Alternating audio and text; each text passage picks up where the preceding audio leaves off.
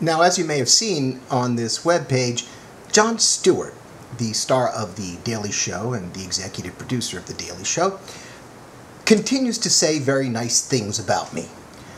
And the question is often asked, why? And the story is very apropos of you, because you are going to have something very similar to Jon Stewart. I discovered Jon Stewart when I opened my comedy club in New York called the Comedy Cellar. This is way back. It is still open and much more successful actually than ever. And this guy came on a Tuesday night, a rainy February audition night, and stood stiffly at the microphone, a pure monologist, and he was terrible. But right from the beginning, he had a point of view. And I only gave him one note. All I said to him was, come back tomorrow. And I never asked anybody to come back. I said, come back tomorrow, and this time, just hold the microphone. Just hold it.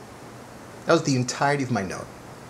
And the next night, he came back, and he held the mic, and he swayed a little bit, because he was holding the mic. Then, as the days went by, the nights went by, actually, he took a couple of steps to the right, a couple of steps to the left. Something he couldn't have done had he not been holding the microphone. Then, as the weeks went by, he started purposely moving to his left and purposely moving to his right.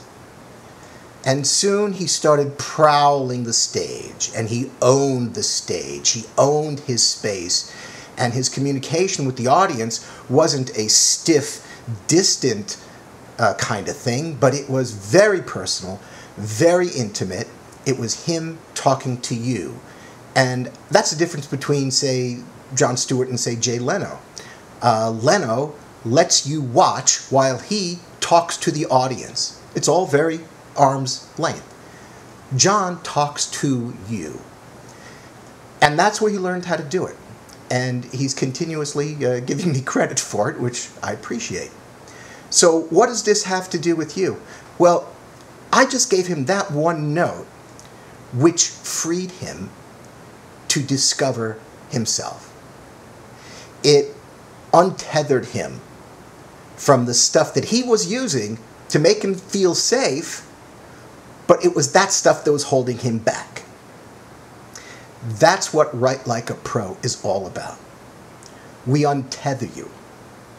There's all this stuff in your head, and maybe other parts of your body, that you're holding on to and that are holding you back. We're going to get rid of all of that.